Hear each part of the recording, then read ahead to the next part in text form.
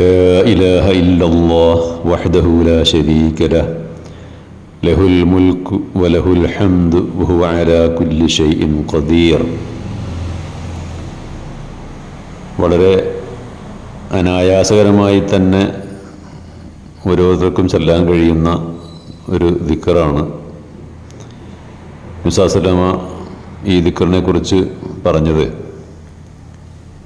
മൻ ഖാലഹ മിഅത്ത് മർറ ഫീ യൗമിൻ കാനത് ലഹു അദല 10 റിഖാബിൻ വകുതിബ ലഹു 100 ഹസന വമുഹിയത് അൻഹു 100 സയ്യിഅ വകാനത് ലഹു ഹിർസൻ മിനശ് ശൈത്വാനി യൗമഹു ദാലിക ഹത്താ യുംസി. ഈ ഒരു ദിക്ർ ഇങ്ങനെ പറയുകയാണെങ്കിൽ ആരെങ്കിലും ഒരു ദിവസം 100 പ്രാവശ്യം, അത് തുടർച്ചയായിട്ട് പറയണമെന്നില്ല, ഒരു ദിവസത്തിൽ എപ്പോഴെങ്കിലും സൗകര്യം പോലെ 100 പ്രാവശ്യം ഒരാൾ പറയുകയാണെങ്കിൽ 10 അടിമകളെ വിമോചിപ്പിച്ചതിന് തുല്യമായ പ്രതിഫലം. അതോടൊപ്പം 100 നന്മകൾ ചെയ്തതിനുള്ള പ്രതിഫലം. അതോടൊപ്പം 100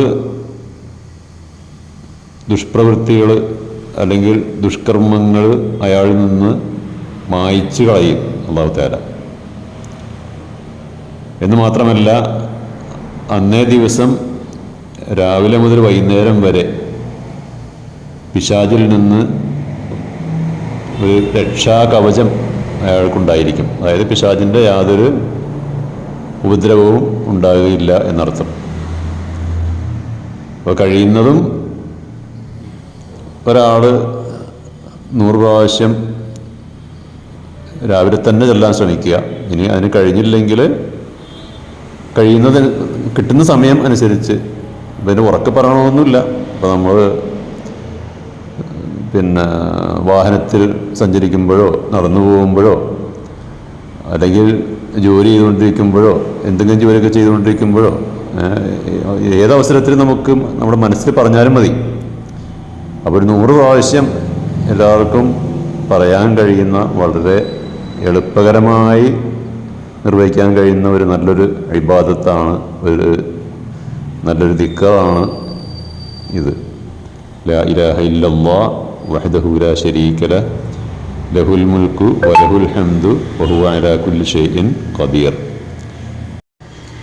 അതിൻ്റെ അർത്ഥം ഇങ്ങനെയാണ്: ലാ ഇലാഹ ഇല്ലല്ലാഹ്, അല്ലാഹു അല്ലാതെ മറ്റൊരു ദൈവം ഈ പ്രപഞ്ചത്തിലില്ല.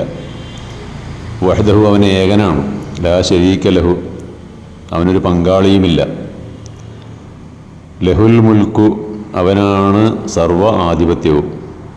വലഹുൽ ഹംദു, അവനാണ് സർവസ്തുതിയും. വഹുവ അലാ കുല്ലി ഷൈഇൻ ഖദീർ, അവൻ എല്ലാറ്റിനും കഴിവുറ്റവനാണ്.